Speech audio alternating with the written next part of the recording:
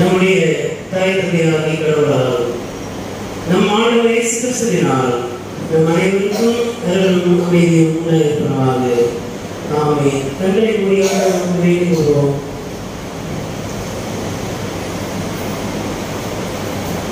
பேரன்பும் பேராற்றலும் நிறைந்த என் அன்பின் நல்ல கடவுளே, இந்த அருமையான நாளிலும் தூய திருமுறையை நாம் வந்து எங்கள் பாவங்களை அறிக்கை செய்து நம்முடைய ஆவியான வழியாக எங்களை நாம் தூய்மையாக்கிக் கொண்டவர்களாக நம்முடைய பிள்ளைகள் என்கின்ற உரிமையை நாம் பெற்றுக்கொள்ள ஆண்டவர்களுக்கு புதிய வாய்ப்பை தந்திருப்பதற்காக நாம் செலுத்துவோம். இப்பொழுதும் திருமலையின் வழியாக நீர் எங்களோடு பேசுகிறார்கள். இயேசுவின் வழியாக செய்கிறோம். அன்பின் நல்ல கடவுளே, ஆமென். நோன்பு நாட்களின் 4ஆம் வெள்ளி என்று சொல்லப்படுகின்ற இந்த நாளிலே உங்களோடு கூட பகிர்ந்து கொள்ளும்படியாக தெரிந்து கொண்ட திருமலை பகுதி லூக்காவின் செய்தி நூல் 23ஆம் பிரிவு 38 முதல் 42 வரை அடங்கிய திருவசனத்தை படித்து சிந்திக்கும்படியாக தெரிந்து கொண்டிருக்கிறேன். வசனத்தை படிக்க அனைவரும் விருதுகளை கவனமாக கேட்போம். இவன் யூதரின் அரசன் என்று இயேசுவின் சிலுவையின் மேல் எழுதி வைக்கப்பட்டிருந்தது.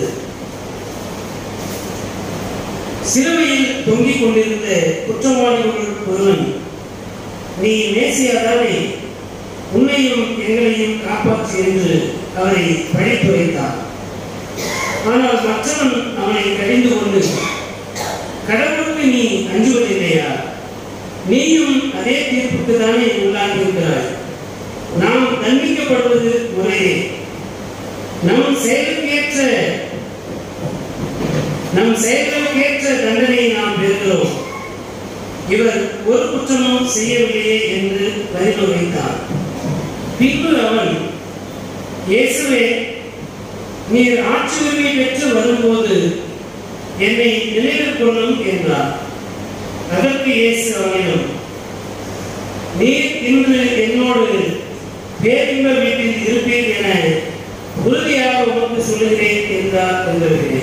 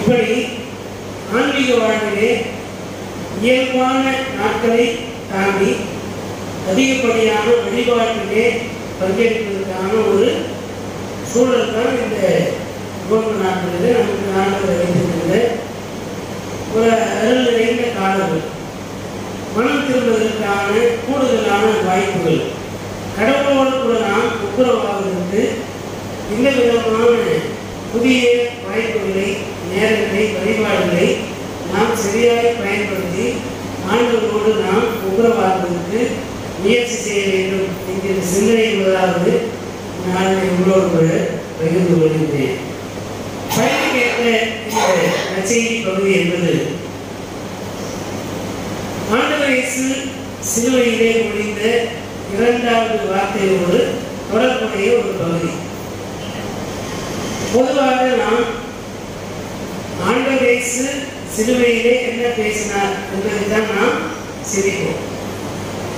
சிலுவை தியான வழிபாட்டிலே இயேசு முடிந்த 7 வார்த்தைகள் என்ற அடிப்படையிலே ஆண்டவர் இயேசு பேசின வார்த்தைகளை மாத்திரம் நாம் சிந்திப்போம். இந்த வசனங்களை நாம் அதிகமாக முக்கியத்துவப்படுத்துவது இல்லை.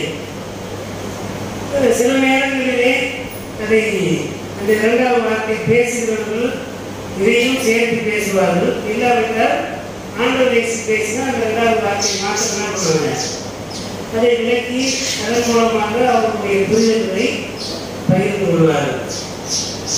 இந்த சிலுவையிலே விழுந்த வார்த்தையிலே இது ஒரு முக்கியமான பகுதி. இந்த சிலுவையிலே ஆண்டவர் இயேசுவோடு அறையப்பட்ட 2 கல்வர்களுடைய உரையாடல். ஆண்டவர் இயேசு நடுவிலே சிலுவையிலே தொங்கிக் கொண்டிருக்கிறார்.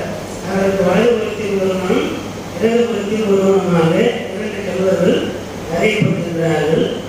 அவர் திருடர்களும் ஒருவராக எண்ணப்படுவார் என்று சொல்லப்படுகிற திருமறை வார்த்தை நிறைவேறும்படியாக அப்படி செய்தார்கள் என்று சொல்லி திருமறையிலே எழுதப்பட்டிருக்கிறது. கல்வர்கள் ஒருவராகவே இயேசுவை பொருத்தி பார்க்கின்ற ஒரு சூழல் அன்றைக்கு இருந்தது. நியாயமாக பார்த்த அந்த இடத்துல யார் அறையப்பட்டிருக்க வேண்டும்?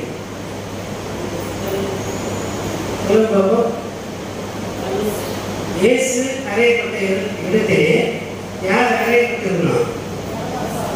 பரபாஸ் அறையப்பட்டிருக்க வேண்டும். பரபாஸ் அறையப்பட்டிருக்க வேண்டிய இடத்தில் தான் யூதர்களுடைய கூச்சலை கேட்டு பிலாத்து என்ன பண்றாரு? பரபாசை விடுவியுங்கள், இவனை இயேசுவை சிலுவையில் அறையுங்கள் என்று முழக்கம் போட்டது யாருன்னா இந்த தலைமை ஆசாரியர்கள், அவர்களுக்கு சங்கத்தை சார்ந்தவர்கள், பரிசேயர்கள், யூதர்கள், இந்த அதிகார வர்க்கத்தோடு தங்களை இணைத்துக் கொள்ளுகின்ற எப்பவுமே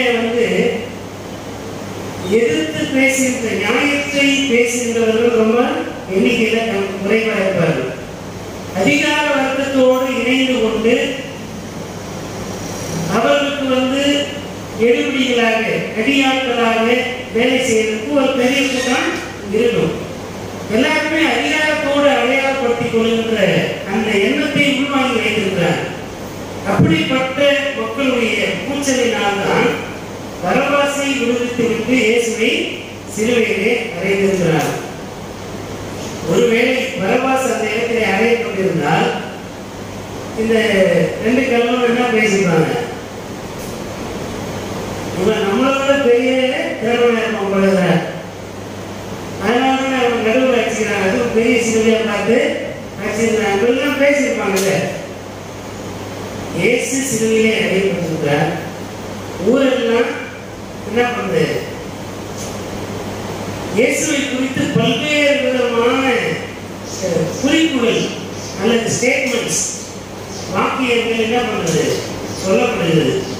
இவர் ஒரு குற்றமும் செய்யாதவர் என்று சொல்லுகின்ற ஒரு கூட்டம், இவர் பார்வையற்றவர்களை பார்வையை செய்தார் என்று ஒரு கூட்டம், நடக்கவே முடியாதவர்களை நடக்க செய்தார், எனக்கு காலாக இருந்தார், எனக்கு கால்களை கொடுத்தார், நடக்க செய்தார், நான் பிறவிலிருந்து நடக்க முடியாதவனா இருந்தேன், 38 வருஷமா நான் நடக்க முடியாதவன், என்ன நடக்க செய்தது தான், எனக்கு பிறவிலிருந்தே கண்ணு தெரியாது.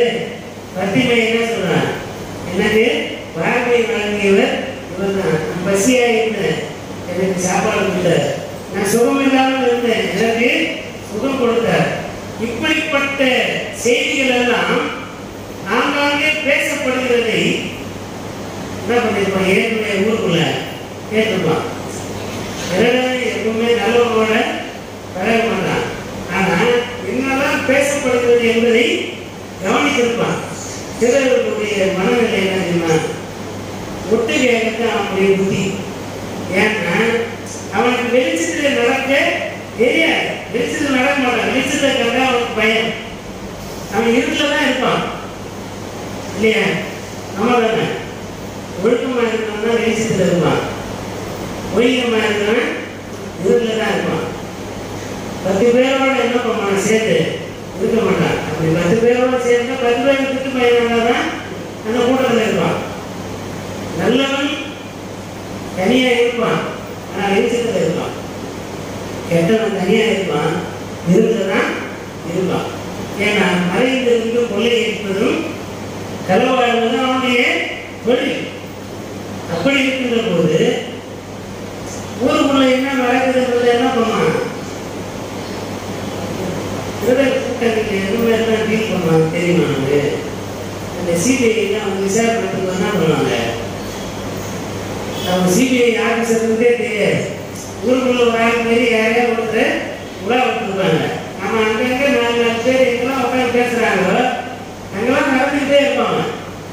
நடந்துக்கிட்டே இருந்து அப்படியே பேசுவதில்லை, கேட்டு போயிட்டு ஆஃபீஸருக்கு தகவல் சொல்லிடுவான். அதன் பிறகு யாராவது குற்றம் செய்யணும் யாராக இருக்கிறத என்ன பண்ணுறாங்க? கண்டுபிடிச்சிடுவாங்க. அப்போது இந்த திருடர்கள் என்ன பண்ணுவாங்கன்னா, யார் வீட்டில் நிறைய இருக்குது, யார் வீட்டில் பணம் இருக்குது, சொத்து இருக்குது, எல்லாத்தையும் என்ன பண்ணுவான்? யார் யார் வீட்டை கூட்டிட்டு வெளியே போகிறாங்க, என்னைக்கு வருவாங்கன்ற தகவல்லாம் என்ன பண்ணுவான்? வேலை பண்ணிக்கிட்டே இருப்பான். அப்போது ஒட்டு கேட்பதும் இந்த புதுசுன்னு பேசுறதுன்னு சொல்லுவாங்க, டிஸ்டரிங்னு சொல்லுவாங்க. அப்படியே காதோடு காதாக பேசுகின்ற திறமை வாய்ந்தவர்கள் தெரியாது. மற்றவங்க என்ன பேசுறாங்கிறது ரொம்ப நுட்பமாக கவனிப்பான். இப்படி பல செய்திகளை ஊருக்குள்ள இருந்து இயேசுவை குறித்து அவன் ஏற்கனவே தெரிஞ்சு வச்சிருக்கிறான். தெரிஞ்சு வச்சிருக்கான் தான் என்ன கேட்கலாம் போட்டேன், நீ மேசியா தானே, நீ மேசியாவில் இருந்த உன்னையும் காப்பாத்து எங்களையும் காப்பாற்றுனார். இப்போ இயேசு 3.5 ஆண்டுகள் இரவும் பகலுமாக கிராமங்கள் தோறும் நடந்து சென்று நற்செய்தி அறிவித்தார். பசியாளர்கள் உணவளித்தார், சுகமீனமாயர்கள் சுகம் அளித்தார், பிசாசு பிடித்தவர்களை பிசாசின் பிடியிலிருந்து விடுதலையாக்கினார். அவன் எவனுமே சொல்ல இவன் தான் பேசியான். ஆனால் சிலுவையை தொங்கி கொண்டிருக்கும் போது திருட்டு பையன் என்ன சொல்றான்? நீ மேசியா தானே, அதையாச்சும் தெரிஞ்சு வச்சுக்கணும். நீ மேசியா என்பதை எனக்கு தெரியும். அவன் பண்ண தப்புன்னா அதை கிண்டலா பேசுறான். மற்றவர்கள்லாம் பேசுறான் இல்லையா, அந்த பிரதான ஆசாரியர்கள் இவங்கெல்லாம் நீ என்ன பெரிய யூதத்துக்கு ராஜாவை. இப்போ நம்ம கூட நம்மளுக்கு யாராவது அறிவுரை சொன்னாங்க என்ன சொல்றான்? நாம அது பெரிய தலைப்பு நம்ம புத்தி சொல்றது சொல்றோமா இல்லையா? ஒருத்தர் ஆலோசனை சொல்றோம்னாக்கா அவர்கள் அதிகாரத்தில் இருந்துதான் ஆலோசனை சொல்லணும். பெரிய ஆளா இருக்கணும். பணம் படைத்தவனா இருந்தாக்கா நாம் பேசி கேட்போம். அதிகாரத்தில் உயர்ந்தவனா இருந்தா நம்ம பேச கேட்போம். கடவுளே சொன்னா கூட பல நேரத்தில் என்ன பண்றதில்ல, கேட்கறது. இப்போ புத்திமதி சொல்வதற்கும் கூட ஒரு அதிகாரத்தில் இருக்கணுன்ற எண்ணத்தை இந்த சமூகம் உள்வாங்கி வைத்திருக்கிறது. இப்படிப்பட்ட நிலையிலே இந்த 2 கல்வர்களில் ஒருவன் இயேசுவை பரியாசம் செய்கின்றான். சிலுவையிலே அறையப்பட்டு உயிர் போற நேரத்தில் கூட அவனுக்கு பரியாசம் பண்ற புத்தி அவனுக்கு போகல. உன்மார்க்கனுடைய ஆலோசனை நடவாமலும் வாணியுடைய வழியில் இல்லாமலும் பரியாசக்காரர் உட்காரும் இடத்தில் உட்காராமலும் இருந்து அப்படின்றதுல 3 விஷயத்தை அவன் என்ன பண்றான்? செய்யறான். பாவிகளோடு தான் இருக்கிறான், பரியாசம் செய்கிறவனாக இருக்கிறான், துன்மார்க்கமான தீய வழியிலே நடக்கிறான். துன்மார்க்கம்னா என்ன அர்த்தம்? மார்க்கம்னா வழி, துன்மார்க்கம்னா தீய வழி. தீய வழியிலே நடக்கிறான். இப்ப தீய வழியிலே நடந்து நல்லவைகளை செய்யாமல் கடவுளுக்கு பயப்படாமல் இருப்பதே மிகப்பெரிய பாவம் இல்லையா? அப்படிப்பட்ட இந்த பாவம் சிலுவையிலே அறையப்பட்ட பிறகும் கூட அதிலிருந்து விடுபடுவதற்கு அவன் முயற்சிக்கவே இல்லை என்கிற ஒரு செய்தி எங்கே இருக்கின்றது. இத்தகைய சூழலில் தான் இந்த 2 கருணுக்கு இடையே நடக்கின்ற இந்த உரையாடல் என்ன செய்தியை வலியுறுத்துகிறது என்றால் மனம் திரும்புதல். மனம் திரும்புதல்.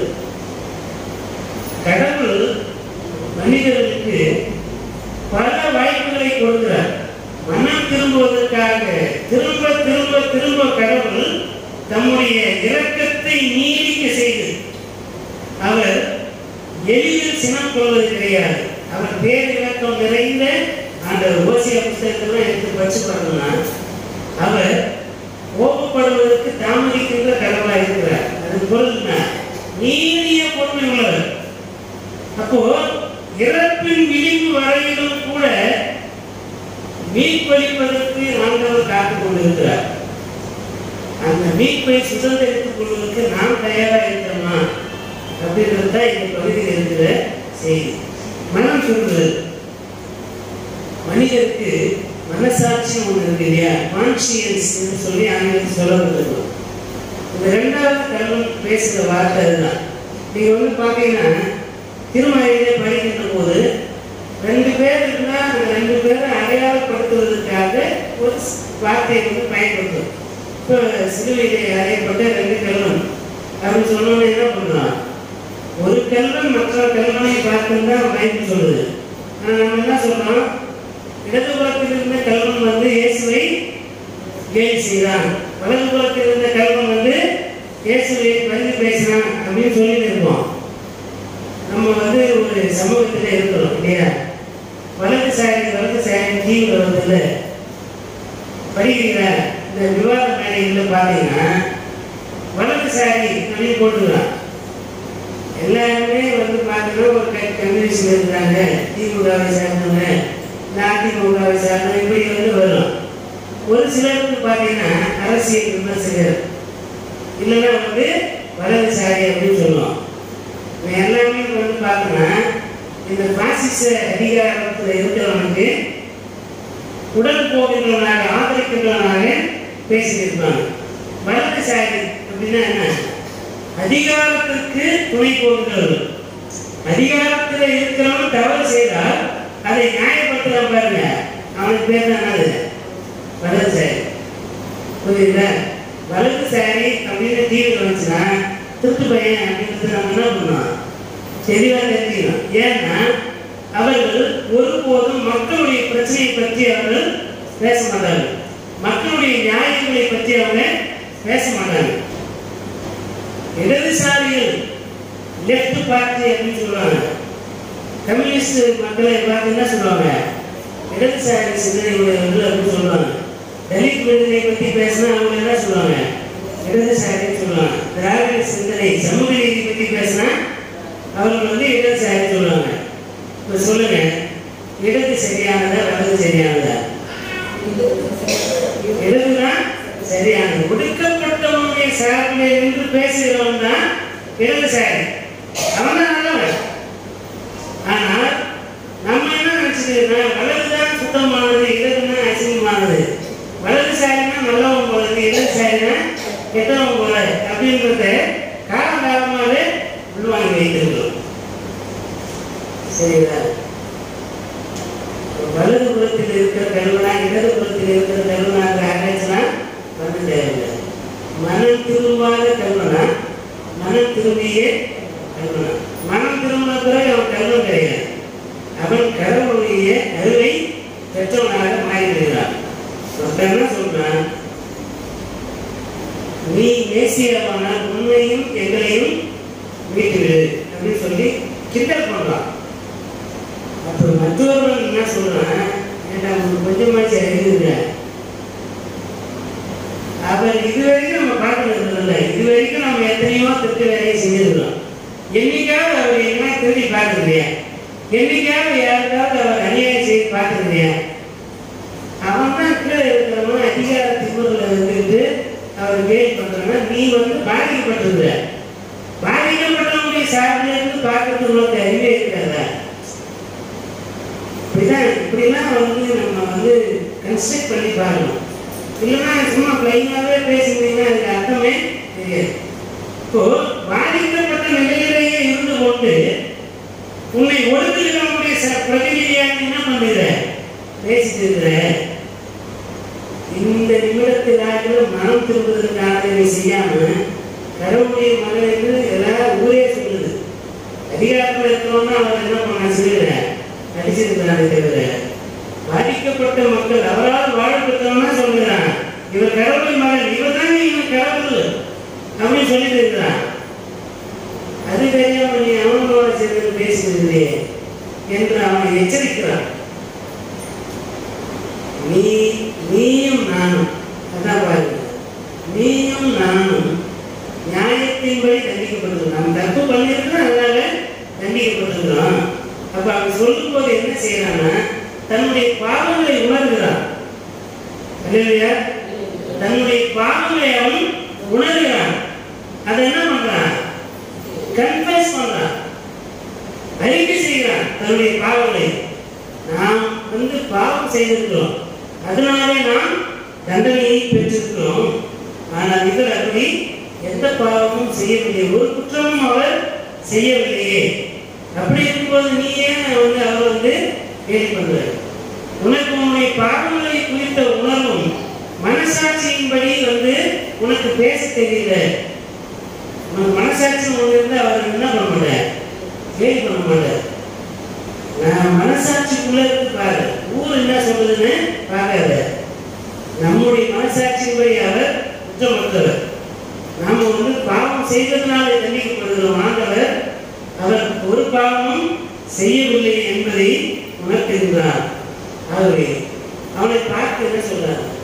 நீ கடவுளுக்கு பயப்படுகிறது இல்லையா? உனக்கு கொஞ்சம் கூட அந்த கடவுள் பயனே இருக்காத. எப்படி இவ்வளவு துணிகரமா இருக்கிற, எப்படி இவ்வளவு துணிகரமா பேசுற, எப்படி துணிகரமா பாவம் செய்யற?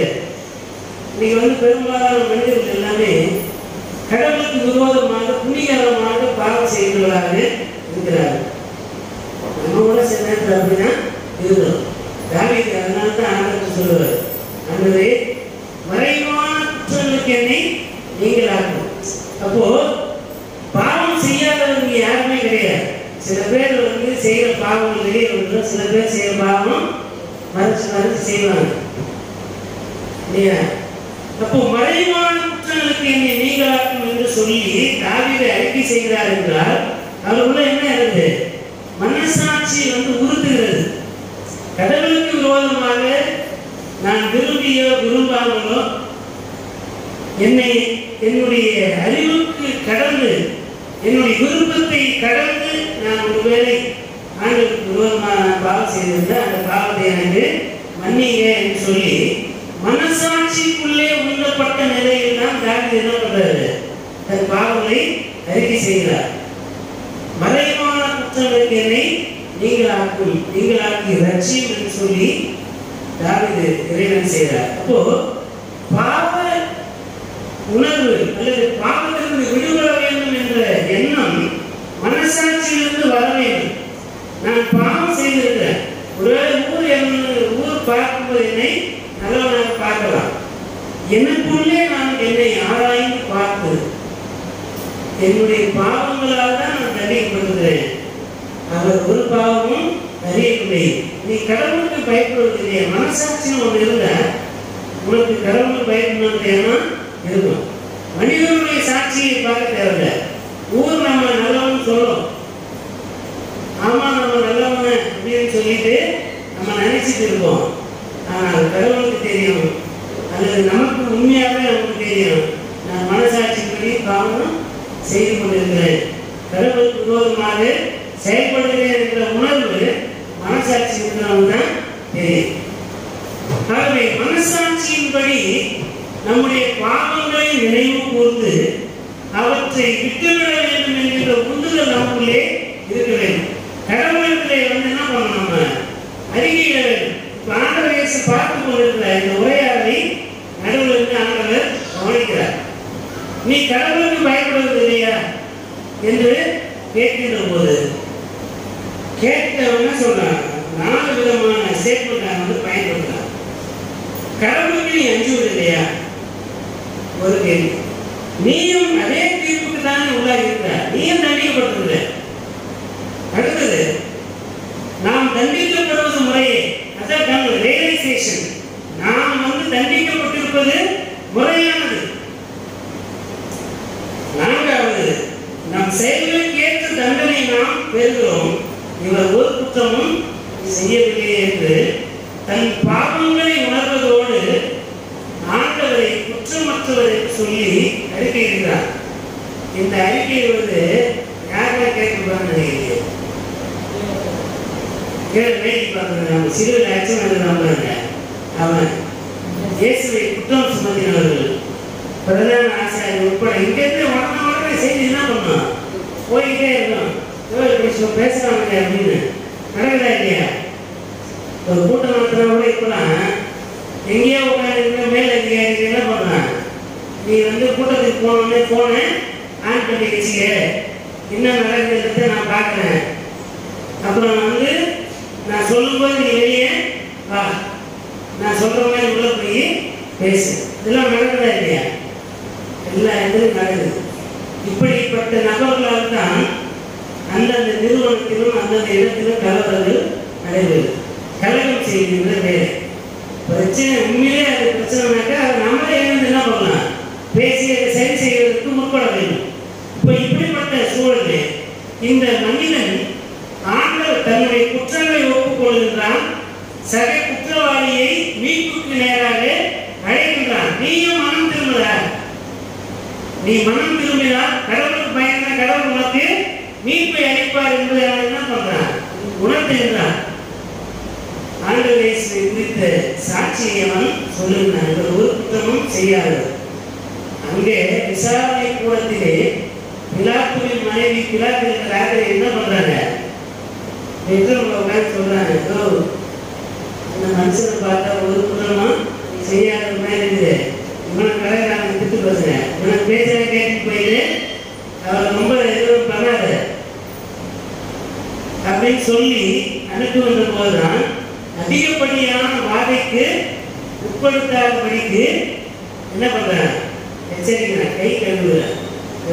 இந்த ரத்தப்படி நான் உங்களோட சேர்ந்து எனக்கு இருக்கிற அதிகாரத்தை சர்வாதிகாரமா பயன்படுத்த முடியல, அதிகாரத்தை பயன்படுத்த விடுதலை ஆகலாம். ஆனால் இது அரசுக்கு விரோதமாக கலகமாக மாறும். அப்படிப்பட்ட சூழ்நிலையிலே மக்களுடைய சாட்சிக்கு இணங்கி என்ன பண்றாரு, விட்டுறாரு.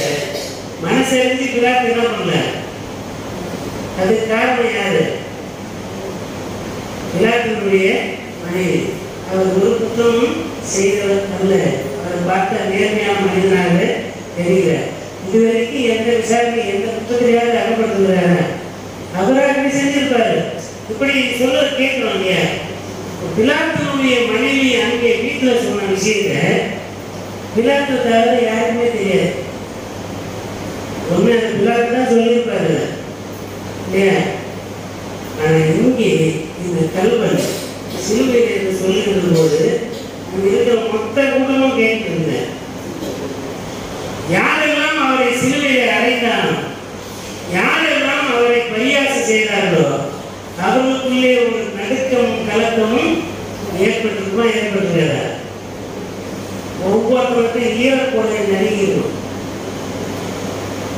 என்ன அது சிலுவை உயிர் போற நேரத்தில் இவரை பற்றி இப்படி ஒரு வார்த்தை சொல்லிட்டான். உண்மையிலே அவர் கூட தெரியுது என்ன பண்ணுவான், ஏய் நம்ம 3 பேரும் திறந்த தலைமை அடையலாம் அப்படிதான் பேசியிருப்பாங்க. ஆனால் இயேசுவை குற்றமற்றவர் என்பதை இந்த உலகத்திற்கு காண்பிக்கிறார். அப்போ சக மனிதனை மன்னிப்புக்கு நேராக அழைக்கின்ற, மீட்புக்கு நேராக அழைக்கின்ற அந்த உணர்வு, தன் பாவங்களை உணர்ந்து அதை அறிக்கை செய்ய வேண்டும் என்கிற உணர்வு, ஆண்டவர் இயேசு குற்றமற்றவர் என்று சாட்சி பகர்கின்ற அந்த நிலை, இவை எல்லாவற்றையும் கடந்து ஆண்டவரை சிந்தை இப்ப நேரடியாக பேசுறான். என்ன சொல்றான், ஆண்டவரே நீங்க என்னுடைய கனவுல வாங்க, எனக்கு ஒரு காரு வாங்கி கொடுங்க, நல்ல ஒரு வீடு வாங்கி கொடுங்க. பிரதான பிரசங்கமே ஓடிடுதுல, எந்த பக்கம் திரும்பினாலும் பேசி கனவுல வந்தாரு, என்ன மாதிரி வீடு வேணும்னு கேட்டாரு, என்ன மாதிரி கார் வேணும், என்ன கம்பெனி வேணும், என்ன பிராண்ட் வேணும், என்ன கலர் வேணும். இப்படித்தான் ஊழியர்கள் பெரிய மக்களை வச்சித்துக் கொண்டிருக்கிறார்கள். ஆனால் இந்த மனிதன் சிலுவையில் இருந்து கொண்டு, ஆண்டவரே எப்படியாவது இந்த சிலுவையிலிருந்து என்னை இறங்கி விட்டார், இல்லை இவர்கள் என்னை காப்பாற்று, இல்லை இப்படி அரசியலை வருகின்ற போது சீடர்கள் கேட்டாங்க, இப்படி ராஜ்யத்திலே வரும்போது நான் என் பிள்ளைங்க 2 பேர் ஒருத்தன் வலது பக்கத்திலும் ஒருவன் இடது பக்கத்தில் இருக்கும்படிக்கு அந்த இடத்தை என் பிள்ளைங்க கூட கேட்க வேண்டாமா, அந்த சீடர்கள் என்ன பண்றாங்க? யார் பெரியவர்? இப்போ 2 பேர்ல வந்து ஒருத்தர் கலந்து பார்த்து ஒருத்தர் இதை கலந்து உட்காரணும். இப்படித்தான் சீடர்களுடைய உரையாடல் போய் கொண்டிருக்கிறது. இந்த கல்வன் ஒரே ஒரு வார்த்தை சொன்னான், ஆண்டவரே உடைய அரசு வருகிற போது என்னை நினைச்சிக்க, வேற ஒண்ணுமே இல்லையா, என்னை நினைத்ததும் ஆண்டவரே என்று சொல்லினான். அதற்குள்ள இருக்கிற ஒரு விஷயம் என்ன, ஆண்டவருடைய அரசு வரும் என்கின்ற நம்பிக்கை அவனுக்குள்ளே இருந்தது. மெசியாவுடைய வருகை கண்டிப்பா வரும் என்கின்ற எண்ணம் அவனுக்குள்ளே இருந்தது. ஏன்னா மேல என்ன எழுதியிருக்குது, இவருடைய அரசன் என்று எழுதியிருக்கிறது. ஆனால் அந்த மனிதன் மேசியா என்பவர் ஒரு குறிப்பிட்ட சாதிக்கு ராஜா கிடையாது, ஒரு குறிப்பிட்ட நிலத்திற்கு அவர் ராஜா கிடையாது, ஒரு குறிப்பிட்ட ஊருக்கு அவர் ராஜா கிடையாது. இந்த முழு உலகத்திற்கும் அனைத்து மக்களுக்கும் அவர் அரசர் என்கின்ற அந்த உணர்வை வெளிப்படுத்துவதுதான் உங்களுடைய அரசு வருகிறது. உங்களுடைய அரசு கண்டிப்பா வரும், ஏதோ வருகிறது, நான் அதை நிச்சயமா அறிந்திருக்கிறேன். உங்களுடைய அரசு வரும்போது என்னை நினைத்தது, எனக்கு காரணம் பங்காளர்கள் பெரிய வசதி வாய்ப்பு என்றெல்லாம் அவன் கேட்கவில்லை. மாறாக உங்களுடைய எண்ணத்திலே நான் இருந்தால் போதும், என்னை நினைவில் வைத்துக் கொள்ளுமாறு சொல்லி ஆண்டவரை நினைக்கிறார். யோசேப்பு போத்திபாருடைய குற்றச்சாட்டுக்கு ஆளாகி சிறைச்சாலையில் இருக்கிற போது காண பார்த்துக்கிறாரும், அப்பம் சொல்கிறவனும் கனவு கண்டு வந்து தப்பு பண்ணிட்டு ஜெயிலுக்கு வந்திருக்கிறான். 2 பேரும் கனவு காண்கிறாரு, 2 பேருக்கும் விளக்கம் சொல்றாரு. அப்பம் சொல்கிறவனை தூக்கி தூக்கில் போட்டாங்க. காண பார்த்துக்காரன் மாத்திரம் விடுதலை ஆகிறாங்க. இப்போ விடுதலை ஆகிறதுக்கு முன்னால் வந்து யோசித்து சொல்லி இருக்கிறான், நீ போய் திரும்ப வாழ்வு இருக்கும்போது என்ன நினைச்சுக்க, நீ வாழ்வு பெற்றிருக்கும் போது என்னை நினைத்துக் கொள்கிறான். ஆனால் அவனும் மறந்து போயிட்டான். எத்தனை வருஷம் தெரியாது, 13 ஆண்டுகள் வந்து யோசிப்பு ஜெயிலில் இருந்தார். 17 வயசுல வந்து அவர் என்ன பண்ணாரு, தன்னுடைய சகோதரர்களாலே விற்கப்பட்டு சிறைக்கு உள்ளே வந்தார். எகிப்திலே அடிமையாக வந்தார். போத்திபார் வீட்டில் எவ்வளவு நாள் இருந்தார் தெரியாது. ஆனால் இந்த 13 ஆண்டு வாழ்விலே எத்தனை வருடம் அவர் சிறையில் இருந்திருப்பார். அப்போ அவரை நினைவில் கொள்ளாமல் போனது வான பாத்திரக்காரருடைய நன்றி கெட்ட எண்ணம். அப்போ என்னை நினைவில் வைத்துக் கொள்ளும் என்று சொல்லுகின்ற போது ஆண்டவர் இயேசு இம்மிடியேட்டா அவர் பதில் சொல்றார். என்ன சொல்றாரு, இன்றைக்கு என்னோடு கூட பதில் செய்திருப்பார். அந்த வார்த்தையை பெற்றுக் கொள்வதற்கு நாம் என்னதான் செய்யணும் அப்படின்றது தான் சொன்னேன். நம்முடைய பாவங்களை நாம் மனதால் முதல்ல உள்ளுணர்வு, நம்முடைய மனசாட்சியிலே நம்முடைய பாவங்களை என்ன பண்ணணும், ரியலைஸ் பண்ணணும். மனம் திரும்ப வேண்டும் என்கின்ற உந்துதல் நமக்குள்ளே இருக்க வேண்டும். நம்முடைய பாவங்களை நாம் அறிக்கை செய்ய வேண்டும். கடவுளை நாம் போற்றி புகழ வேண்டும். அவர் நல்லவர், ஆண்டவர் நல்லவர், அவருடைய கிருபை, அவருடைய அருள் என்றைக்கும் உள்ளது. ஆண்டவருடைய பெயரை நாம் புகழ்ந்து போற்ற வேண்டும். ஏனெனில் அவர் நல்லவராக இருக்கிறார். எல்லாருக்கும் அவர் நல்லவராக இருக்கிறார், எனக்கும் அவர் நல்லவராக இருக்கிறார். ஆகவே இந்த இடத்திலே இந்த மனிதன் ஆண்டவர் இயேசுவை குற்றமற்றவர் என்று ஆண்டவர் இயேசுவை குறித்து சான்று பகர்கின்ற போது அது சிலுவையில் அறையப்பட்டு கடைசி ஆண்டவர் இயேசு உயிர் கொண்டிருக்கிற அந்த நிலையில ஒரு கோச்சர் என்ன பண்ணான், வீட்டியாரு விழாவை குத்துறான். அவன் விழாவில் குத்தல, எங்கதான் குத்துறான், ரொம்ப நுணுக்கமா கவனிச்சுக்கிறேன். அவன் குத்துனது வந்து இதயத்திற்கு தான் குத்துறான், புரியுதா? அது கீழே குத்துனா எங்கதான் குத்த முடியும்? விழாவில் இருந்து குத்தினால்தான் அது இதயத்தை போய் குத்தம். அப்ப ஈட்டினுடைய குணம் எங்க இருந்துருக்கலாம், இதயத்தை பிரித்தால்தான் ரத்தம் வெளியே வரும், புரியுதா? கண்ட இடத்துல வந்து ஈட்டி குத்துனா ரத்தம் வந்துருமா? அப்போ அவன் ஈட்டியால் குத்தின உடனே ரத்தமும் தண்ணீரும் வீழ்ச்சி அடித்த போது அந்த மனிதன் என்ன சொன்னான்? இவர் மெய்யாகவே கடவுளையே, மெய்யாகவே இவர் நீதிமான் என்று ஒரு சாட்சி கொடுக்கிறாங்க. அந்த மனிதனுக்கு இந்த கல்வன் யார் அப்படின்னா இன்ஸ்பிரேஷன். மற்றவர்கள் மனம் திரும்புவதற்கு நாம் இன்ஸ்பிரேஷனா இருக்கிறோமா, தூண்டுதலாக இருக்கிறோமா? நான் என்னுடைய பாவங்களை குற்றங்களை நியாயப்படுத்திக் கொண்டே இருந்தால் எனக்கு அடுத்திருக்கிறவன் அதைதான் செய்வான்.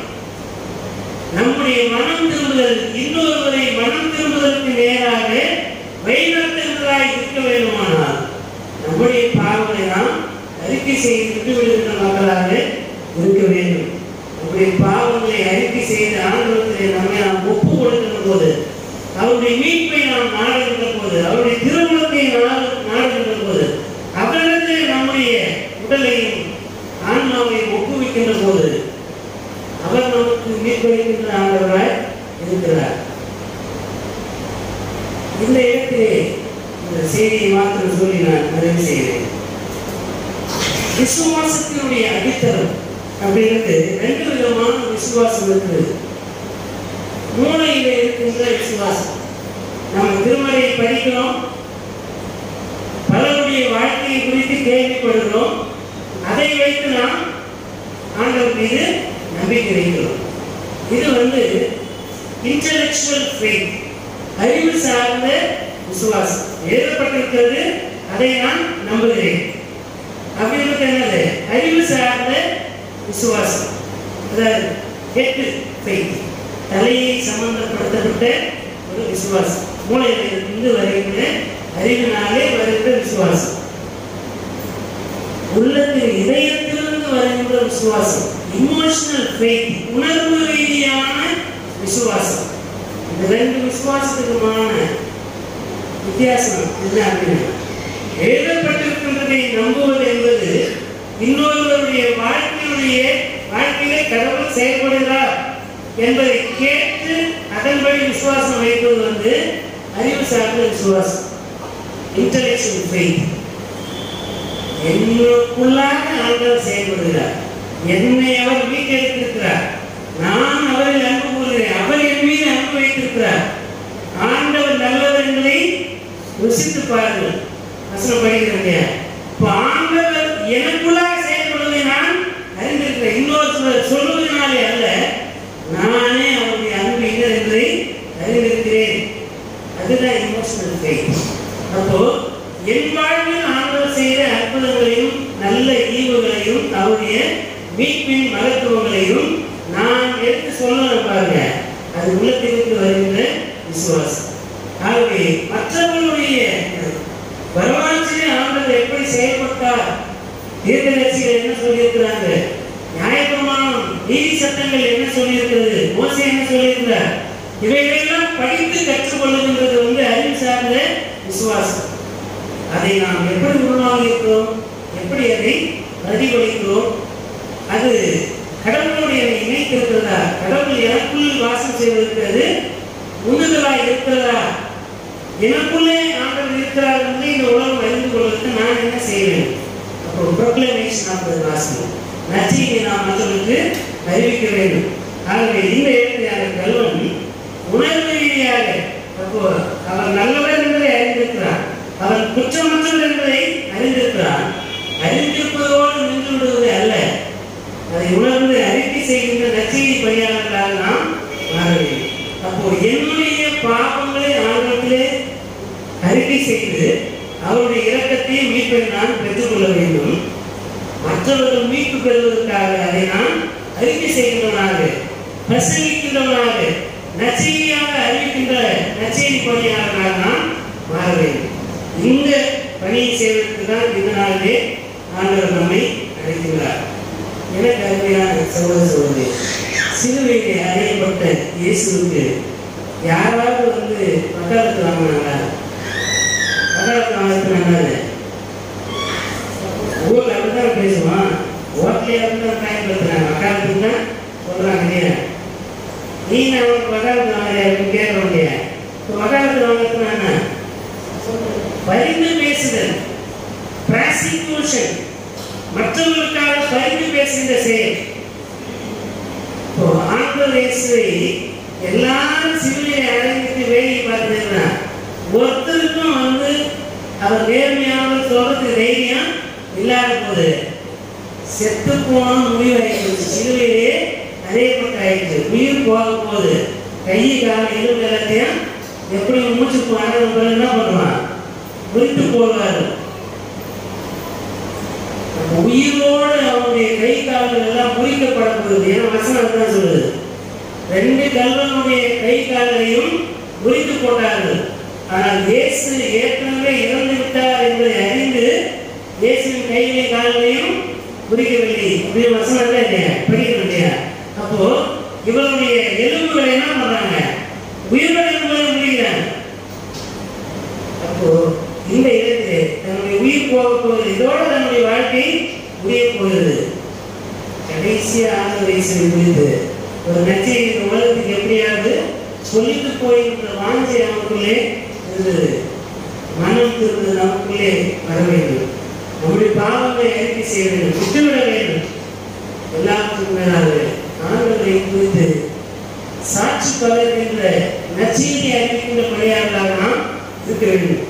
உயிர் போன நிலைமையில நற்செய்தியாளராக தன்னை மாற்றிக்கொண்டார். அல்லேலூயா, அல்லேலூயா. நம்முடைய பாவங்களை அறிக்கை செய்வோம், நம்முடைய மீறுதல்களை விட்டு விடுவோம். நாம் நம்முடைய பாவங்களை ஆண்டவரை அறிக்கை செய்து அவருடைய இரக்கத்தையும் அவருடைய மீட்பையும் பெற்றுக்கொள்வோம்.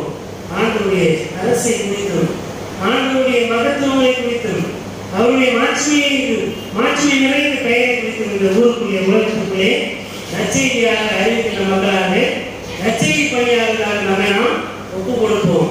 அப்படி செய்கின்ற போது கடவுளுடைய அரசு இந்த உலகத்திலே நிலைநாட்டப்படும். அந்த அரசிலே அவருடைய பங்காளர்களாக அவருடைய அரசின் உரிமை மக்களாக நாம் இருப்போம் என்கிற சிந்தனையோடு நாம் மாநிலத்தில் ஒப்புக் கொடுப்போம். கடவுள் நாம் என்னுடைய ஆண்டு ஆசிரியருக்கு நடத்தி காப்பதாக. ஆமென். எங்களை வேண்டிக் கொள்வோம். எல்லாருக்கும் ஆசீர்வாதம் அப்படின்னு நல்ல கடவுளே, நன்றி மாணவர்களே. நாளிலும் இந்த ஆண்டவர் இயேசு கிறிஸ்துவின் சிலுவை பாடுகிற காரணங்களே ஆண்டவரே, நாங்கள் உங்களுடைய பாவங்களை அறிக்கை செய்து உங்களுடைய மீட்பை சுதந்திரத்துக் கொள்ளவும் பாவத்திலிருந்த மக்கள் மீட்பை பெற்றுக் கொள்வதற்காக கிறிஸ்து இயேசுவினுடைய நற்செய்தியை உலகத்திற்குள்ளே அறிவிக்கின்ற மக்களாக இருந்தோம். ஆவியானவர் வழியாக எங்களுக்கு உணர்த்தியிருக்கிறேன், எங்களை ஆற்றுப்படுத்திருக்கிறேன். என்னுடைய பற்றுடைய வாழ்வை நாங்கள் சரி செய்து கொள்ள எனக்கு உதவி செய்தது, அதற்காக நன்றி செய்கிறோம். தொடர்ந்து உங்களுடைய திருப்பெயரை மாற்றுவீங்க நாங்கள் ஒப்புகிறோம். உமக்கென்று நாங்கள் பயனுள்ள பாத்திரங்களாக நற்செய்தி அறிவிக்கின்ற பாத்திரங்களாக இருக்கும்படியே உடைய அருளாலும் ஆசீர்வாதங்களாலும் ஆற்றலால் நிறைத்து என்னை பாதுகாக்கிறார்கள். வந்திருக்கிற ஒவ்வொருவரையும் ஆசீர்வதிக்கிறார்கள். தொடர்ந்து இந்த 3 நாட்களிலே எங்களை நான் முழுவதுமாக உங்களுக்கு அர்ப்பணித்து உடைய பிள்ளைகள் என்கிற சுதந்திரத்தை நாங்கள் மீட்டெடுத்துக் கொள்ள எங்களுக்கு உதவி செய்கிறார்கள். துதி கனம் மாற்றி யாவற்றையும் உமக்கு ஒருவருக்கே இருக்கிறோம். எங்கள் ஆண்டவர் மீட்பருமாக இயேசு கிறிஸ்துவின் வழியாக வேண்டுதல் செய்கிறோம். நண்பர்களையும் நல்ல கடவுளே, ஆமென். அனைத்து ஆற்றுதலையும் நம்முடைய தாயும் தந்தையுமாகிய கடவுளை அன்பும் நம்முடைய ஆண்டவர் மீட்பருமாக இயேசு கிறிஸ்துவின் அருளும் தூய ஆவியான வல்லமையுள்ள பாதுகாப்பு பராமரிப்பும் மாறாத உடன்படிக்கை உணவு ஐக்கியமும் ஆகிறது. என்று எல்லா நிறைவு பெருகி ஆசிரியர்கள் காரணமாக